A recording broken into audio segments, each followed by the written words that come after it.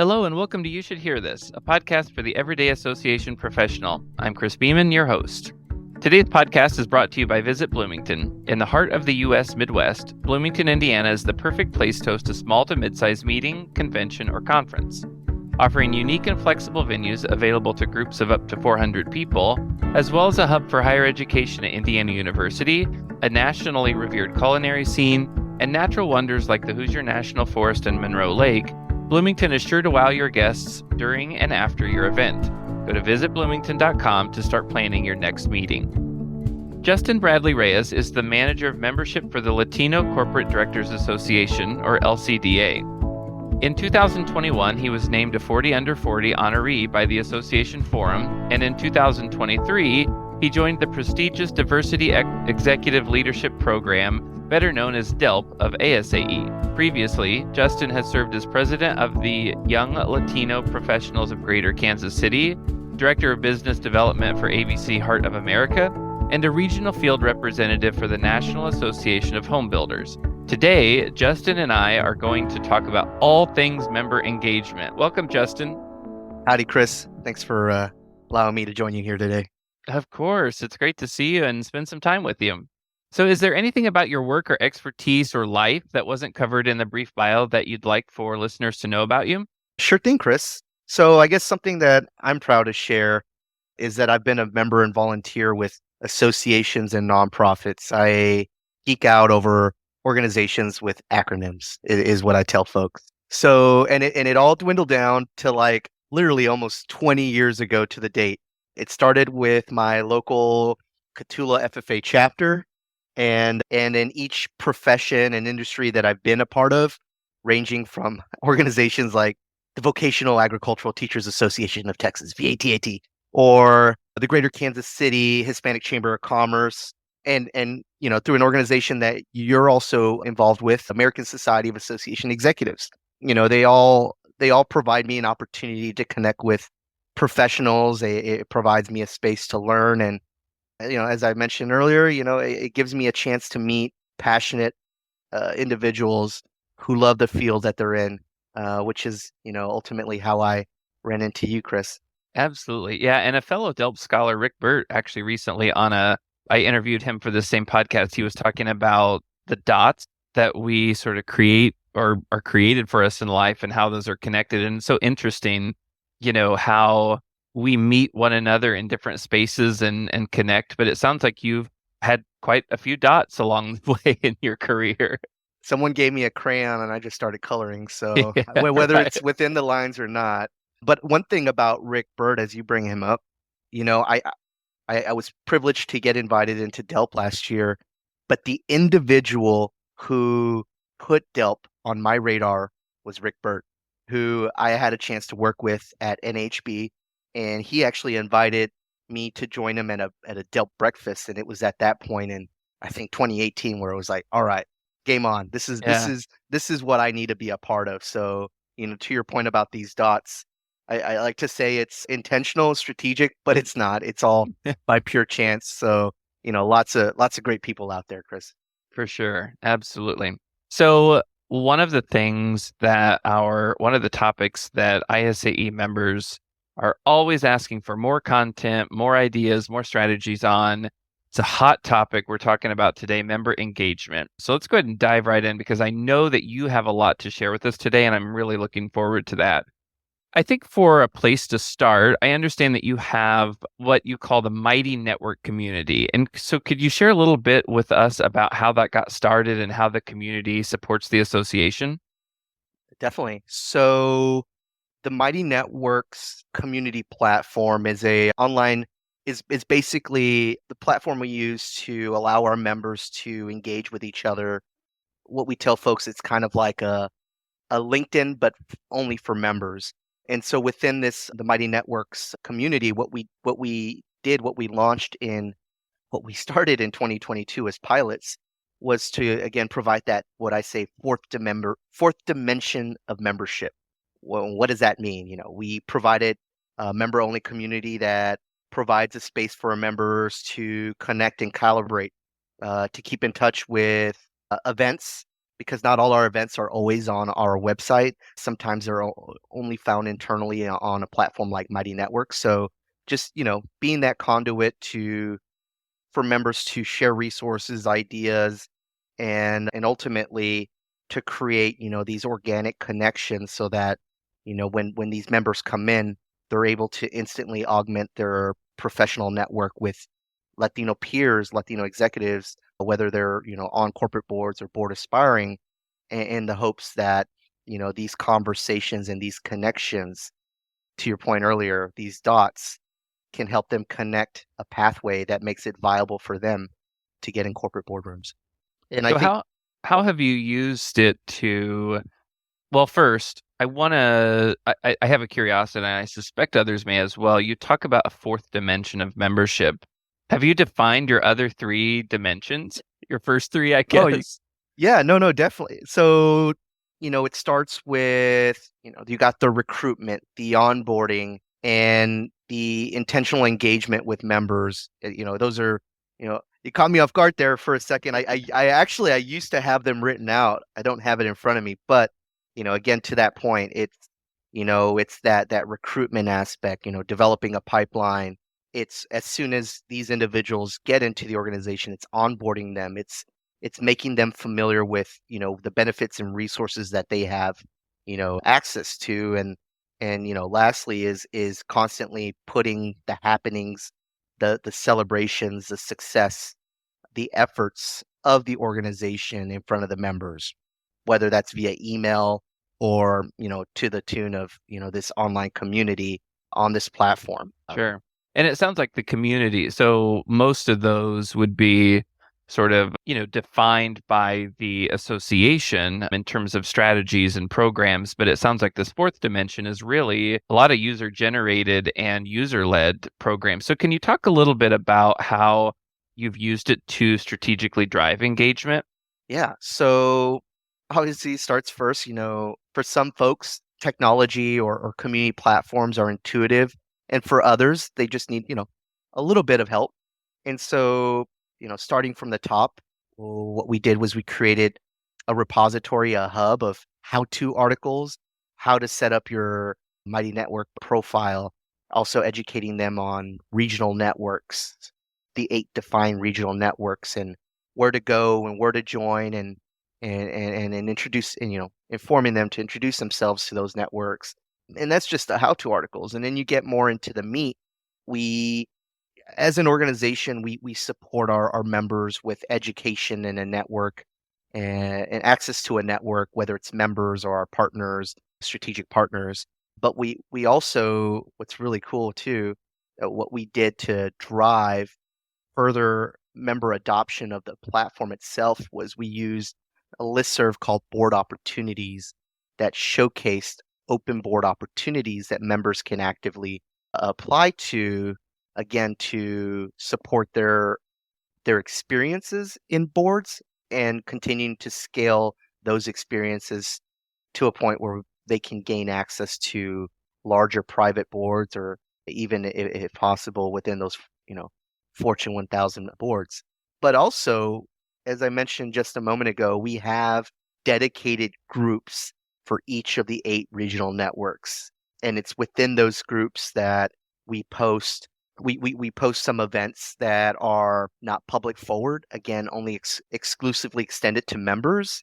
And it gives them an opportunity to allow their membership to work for them, and at the same time keeping up with all these really cool developments, whether it's events or certification programs, or simply, if I've even seen it where members who are traveling throughout the country will make a post and share that they'll be in New York City and they would love to grab a cafecito with other LCDA members in the area. And so, that's something that's really exciting about these regional networks.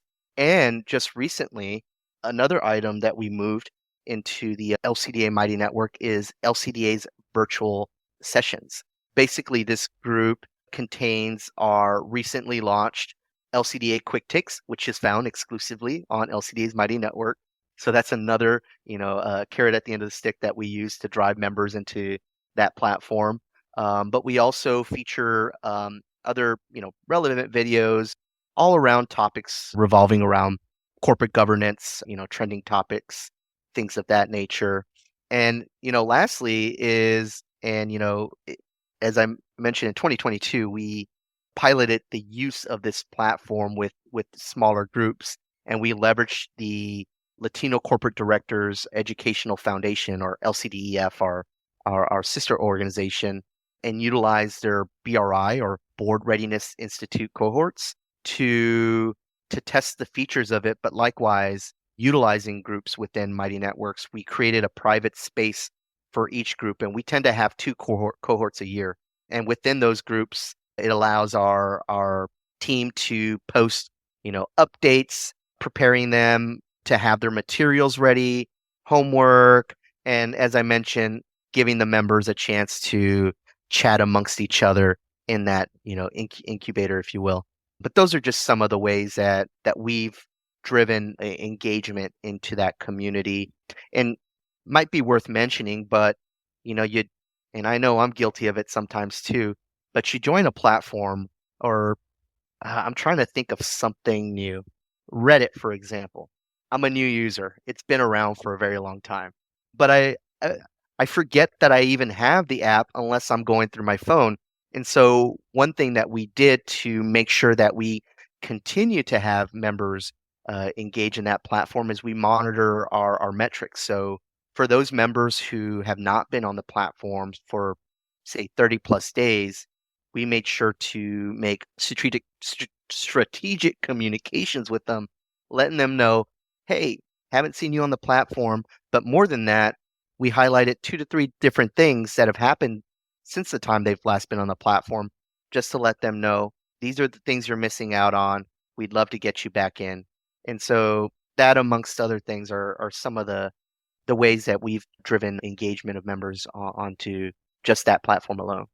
Yeah, that's awesome. It seems like there's a pretty good combination of association driven content, such as, you talked about some of the webinars and videos that help your members dive deeper into some governance topics and those types of things. But it also sounds like it's really picking up as a space for social activity as well. You mentioned, when people travel, hey, let's meet up. And I think that that's really fabulous when there is that nice blend. I think sometimes I've heard that when associations launch programs like this, it's one way or the other, right? And it's like there sort of needs to be some middle ground where both the association staff and leadership are filling in content, but you're also generating a lot of that social experience. One thing that you touched on there at the end is sort of using data to drive engagement. And apologies, this was not on the list of things that I sent you to prepare for, but I'm curious. I was reading an article recently, or maybe it was a question on the ASAE discussion forum around engagement scoring. Now, I don't work in the membership space directly, but I've heard that more and more. Are you using any sort of scoring model, or I guess I'm just curious what's driving some of the communication, what parameters you have in place to drive some of that engagement? Because you talked about if they haven't logged in 30 days. I mean, are there other things that would sort of trigger a communication from the association? And those may be two very different things, but Sure. Well, let's unpack it a little bit then. So, as I mentioned, we piloted the community in 22, and about March of 23 is when we launched the access to the platform to the entire LCDA membership community. And in that first year, I would say the content was primarily staff driven, trying to push forward, for lack of a better term, terraforming that community with an outcome of content and resources that are relevant, correct? And so a lot of that initial engagement content, thought content, was driven by the LCDA team, combination of our leadership in different departments.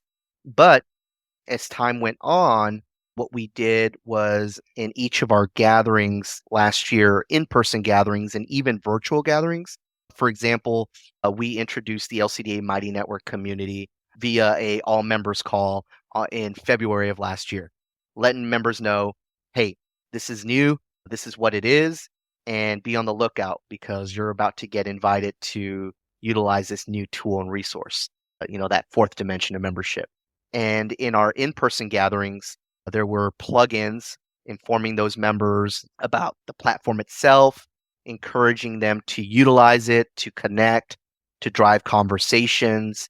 And what we saw was then we started seeing these members using the platform, sharing information, sharing articles, posing questions.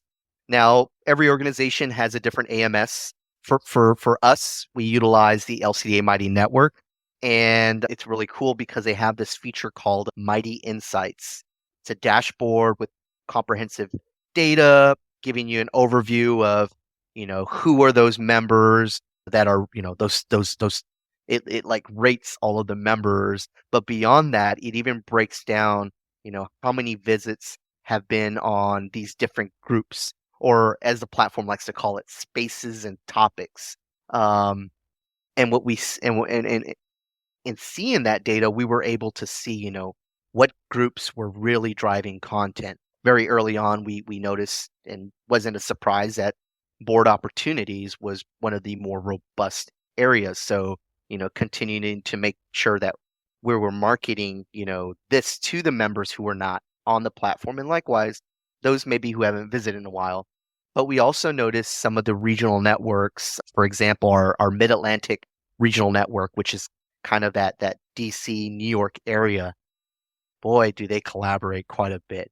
But it doesn't, it's not a surprise. It's, New York City there. And so where we find many of our members.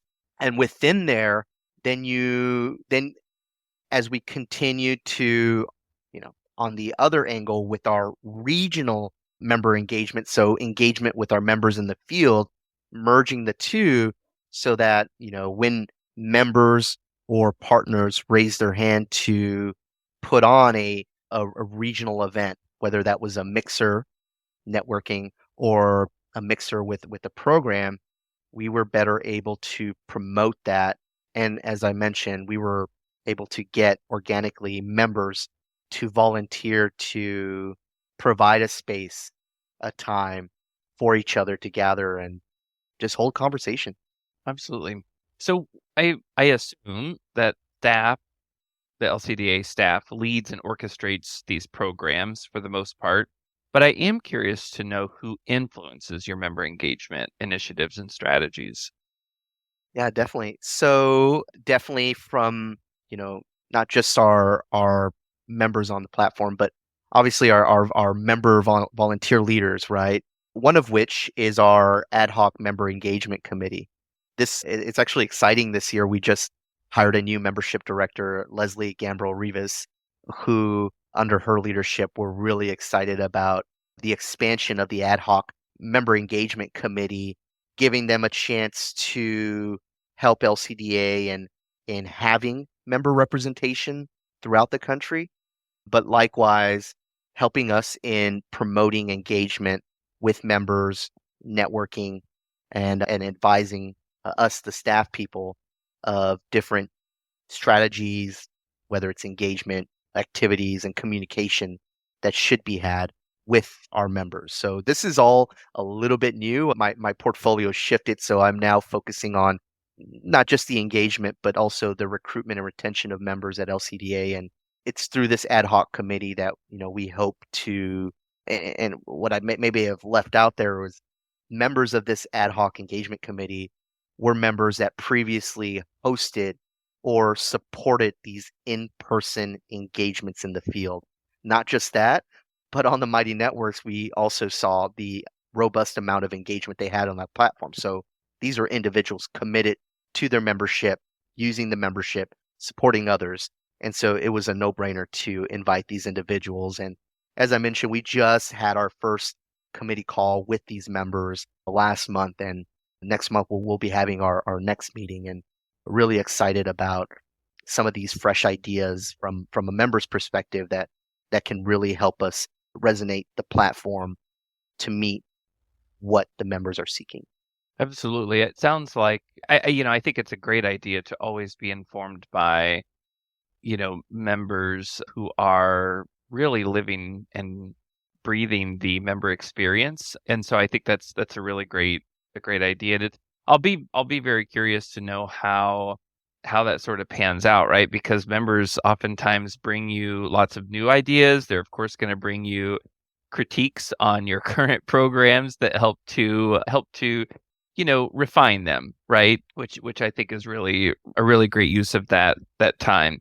So you've talked a lot about some sort of private or exclusive member only areas, this private network for your members to engage. Have you used any sort of public facing social media for member engagement?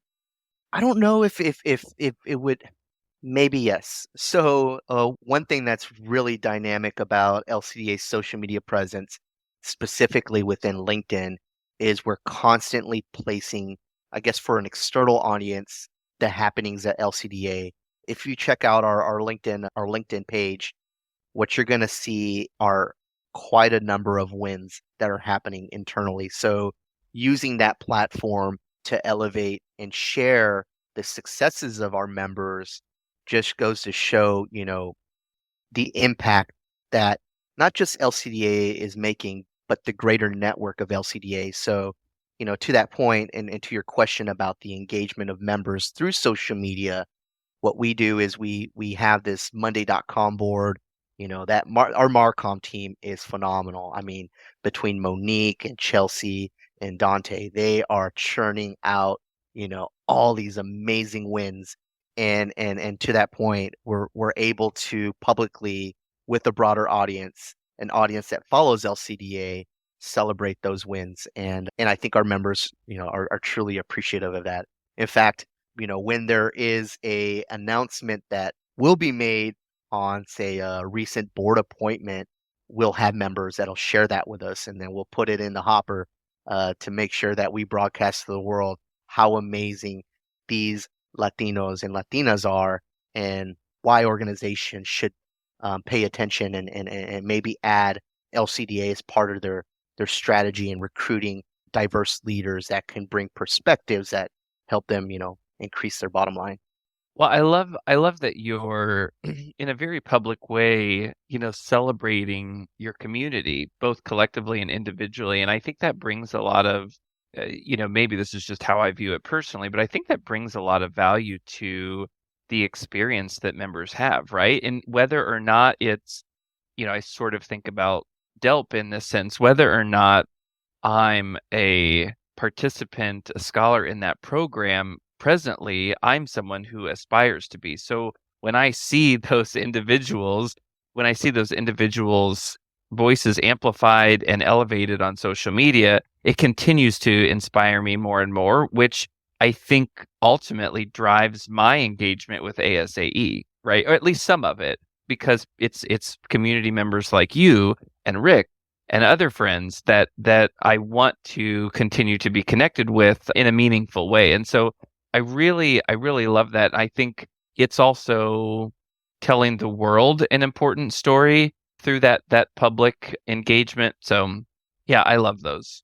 Yeah, Chris. And what's something that's really unique about LCDA that I've had maybe similar experiences, but it just hits different with this organization because culturally, our members are Latino. I'm Mexican American, but there's 20 plus other, countries that I'm just not exposed to. So, as Latinos, we're not a monolith. We all have collectively different experiences. Some folks may go for flour tortillas, others may go for corn tortillas, or empanadas are this way. No, they should be this way. And so it really, these individuals are, I mean, they're the cream of the crop in terms of who they are in their respective fields. To bring it down much more, to bring the conversation closer to home, we're able to chat, to share, to make connections on our cultural backgrounds, and it's beautiful, Chris. I mean, I'm learning, as a young Latino professional, I am learning something new every single day, and I think, with us placing these happenings on the wins of the members themselves, on LinkedIn, I'd like to think that these leaders are setting a benchmark for success that can be attainable to a greater population of Latino professionals. There's not an exact recipe, but there's little pieces of the secret sauce. And, I think if you, and maybe I'm remiss of leaving this out, our online website, latinocorporatedirectors.org, our membership directory is public. So you can literally go through the list. And if you're interested in seeing, what corporate directors, Latino corporate director members are in certain industries or certain areas of the country, you can look that up. And I think that part is really cool. I, as I mentioned that, it makes me recall an event that I attended a year ago when we were in Kansas City at the Linda Hall Library, where one of our members, Dr. Elena Choa, the first Latina astronaut, had an opportunity to share with a public audience her background and some of her efforts in elevating access to career opportunities in STEM. But again, as I mentioned, check out the LinkedIn profile, check out our website, and learn a little bit more about our members because they're just not making an impact in their 9 to 5 or in corporate boardrooms.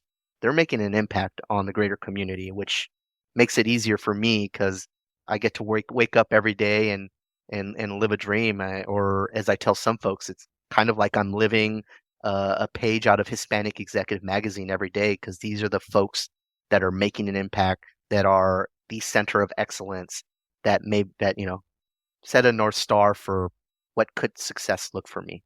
Absolutely. That's fantastic. How many members does LCDA have? We currently have about 630 members. Okay. And literally just a couple of hours ago, we had a webinar with some of our members, a couple of members that are corporate directors and some of our partners at KPMG to showcase recent studies and findings. And what's really interesting is, with this organization being fully operational within the last 10 years, success is growing but still not enough. But over the success from 2019 to now 2024, 2019, of the Fortune 1000 board directors, only 2.7% of them were Latino. And today, we can happily say that's 5%. But as we strive for parity, where the Latino community is almost 20% of the US population, there's still a lot more work to be done. So again, as I mentioned, check out the website, check out LCDA Insights, and I guarantee you're going to learn some really cool stuff about some Yeah. amazing people that are driving services, programs, things that we use in our day-to-day lives, just making some amazing stuff. Yeah. Well, and it's we could probably spend a lot more time talking about this very topic, but as you're talking, it's correct me if I'm wrong, but LCDA is a rather new association, right? Yes, sir. Yeah. It became fully operational about 8 years ago. Okay. Okay. And so I feel like for a lot of our listeners, they may be on staff or volunteer leaders at much more seasoned, organizations that have been around for potentially 100 plus. I mean, my organization celebrated 100 years a couple of years ago. Um, and I wonder if part of the secret sauce to making associations work is almost sort of lost. This may be a little controversial, but sort of lost when you start adding significant numbers of staff that aren't part of the community. Because what I'm hearing, a lot of what's working well for LCD right now is a lot of the grassroots efforts, the stuff that people are really excited about and empowered to participate in. And a lot of it's user generated and user led, or I should say member generated and member led. And so I guess I'm just curious, like if you see that as an advantage, and then maybe some things that's a lesson or two that older associations can learn from our younger ones, the ones who are still in that grassroots building phase. Yeah, definitely. Well, I think, I'm still new to the team. I've only been around for a couple of years, and in this corporate space, I never would have imagined, being in a space like this or having the opportunity to work in a space like this. But I think for a number of years, there were Latino leaders who saw an issue that wasn't being addressed, and there wasn't parity of Latino board representation in the boardroom. And what's really interesting is LCDA was actually born out of a committee from another organization. And so there was a committee at an organization called ACER that, I think they, from what I recall, they had conversations and collectively they wanted to address it. And to the point where eventually that committee split off to form its own association. And last year we celebrated our 10th year anniversary from when we were founded. And we got to hear the stories from those leaders of the initial group that founded LCDA. And it's amazing because of the amount of time and effort these people spent in those very early years before they even hired someone to get the wheels rolling, to get LCDA connected with the corporate space to where we're at today. I mean, we have our boards, our Board Readiness Institute program. We have these different committees, ranging from, as I mentioned, the ad hoc member engagement committee who will support and drive member engagement in the organization, enhancing the experience. But, we also have these members who volunteer their time to help with our pipeline, helping in recruiting, in recurating lists, and connecting LCDA with within that corporate board ecosystem, and so that we're relevant. And what's amazing is we don't guarantee board spots. We provide access. We're a conduit. But all of these members have been so extremely grateful because for many of them, and look, these are people at the pinnacle points of their careers and in executive leadership that have never had an opportunity to interact with peers in a space like LCDA provides. And so as we continue to grow, we continue to experience this momentum led by members and various, the whole LCDA team in helping Latino representation, getting increased. But more than that, amplifying the awareness that LCDA exists. These are its members, and here's why it's important for you to get connected with the community. I think a culmination of all of that is what drives the internal engine of LCDA. If a member gets a call about a board seat that might not fit for them, they are amazing about paying it forward and replying back to those opportunities by providing a list of other peers who maybe weren't on the radar to potentially get on the radar for those opportunities. So it's that pay it forward. It's a community of gratitude, respect, and ultimately, the thought leadership. Because something I may have left out is during our Board Readiness Institute program, we have our strategic partners that help curate and develop the curriculum. But more than that, we have members who volunteer time out of their schedules to travel to BRI to have a conversation on topics that they have experienced with members who are trying to get to the top just like them. And it's amazing, the stories you hear, Chris. So they're really getting first and second and third hand advice for, they're really getting a great picture of what it takes to be board ready, right? And that's fantastic.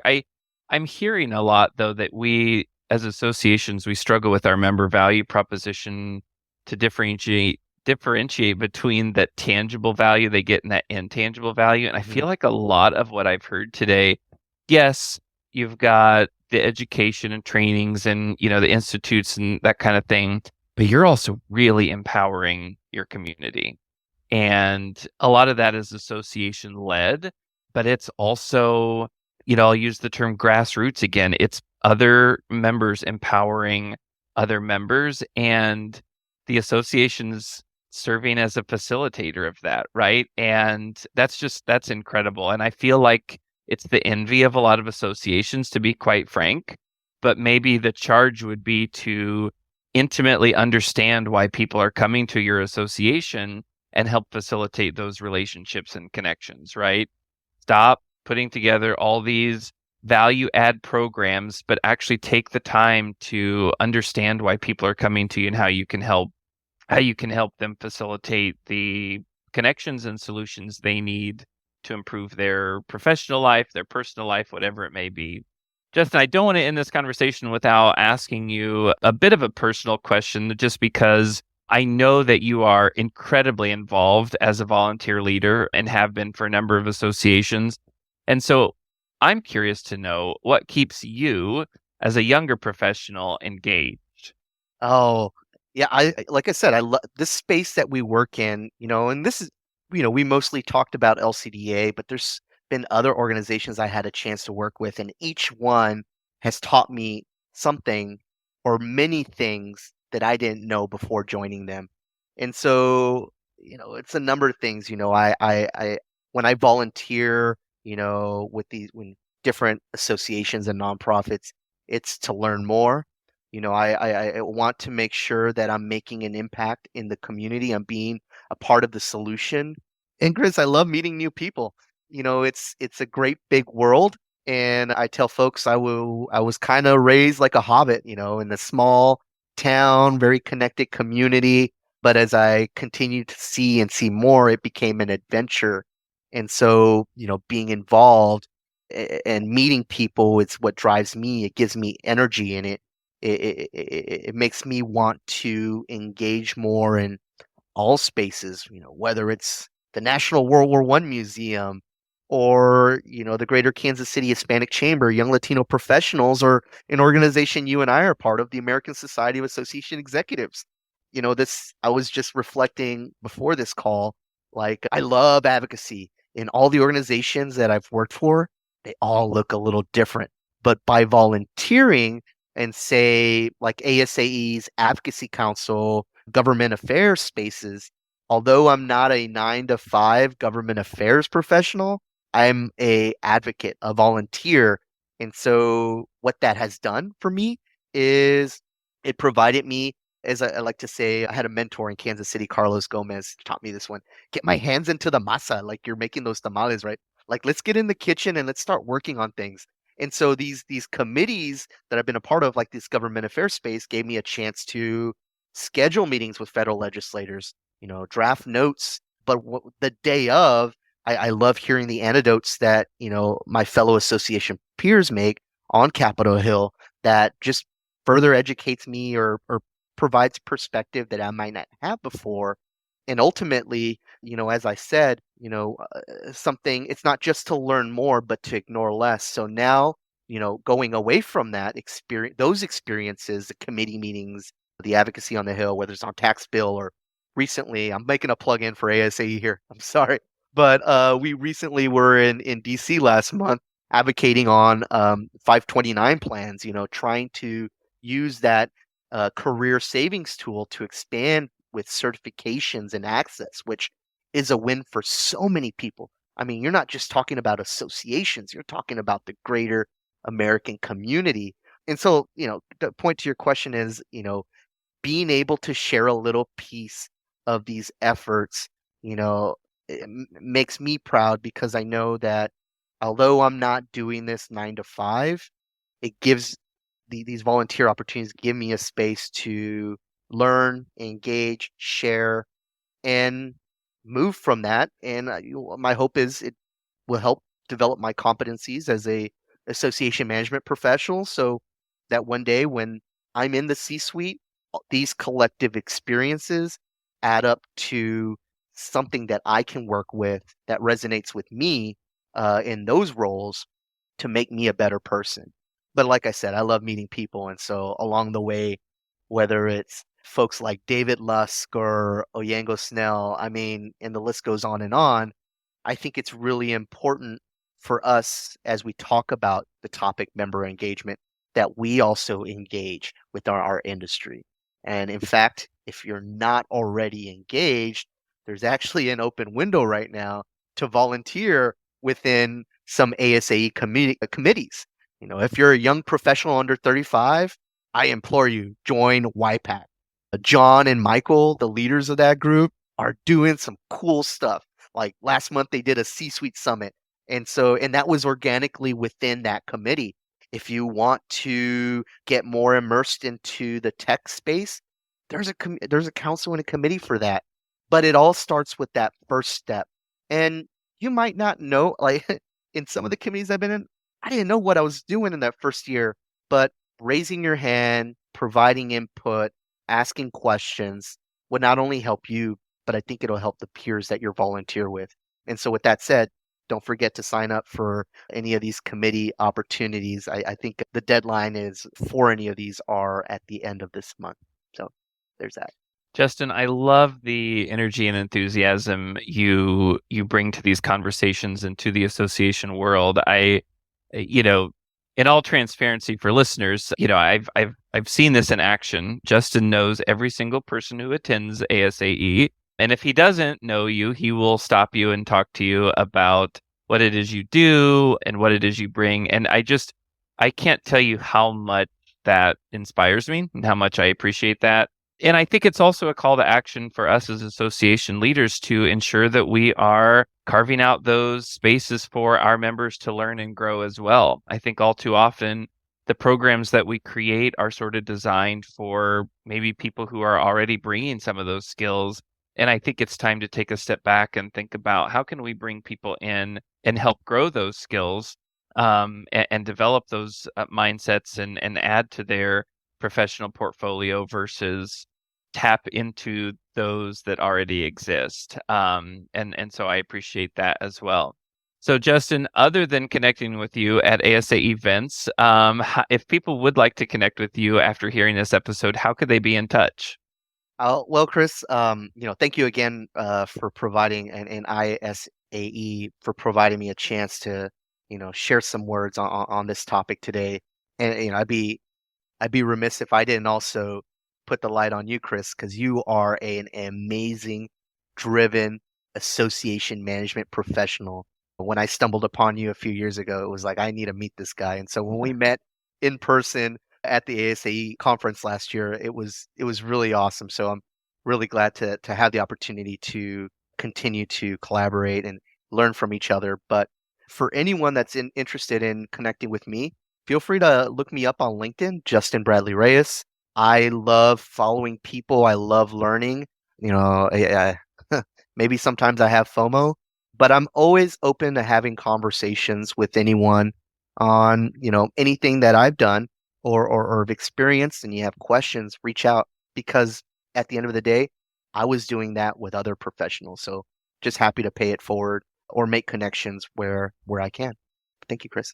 Absolutely. And thanks again, Justin. It's been a pleasure. If nothing else, it's telling that I told you we'd probably wrap around the 30-minute mark, and we have gone way over, almost doubled that. So, which is great. It's all wonderful content, and I know our listeners will appreciate that. And again, it just speaks to how much I've enjoyed this conversation, what I've gotten from it. So again, I want to thank Visit Bloomington for sponsoring today's podcast.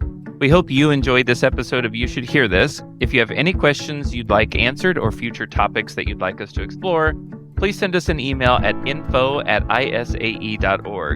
Thank you for your leadership of your associations, and I'll see you over on the next episode of You Should Hear This.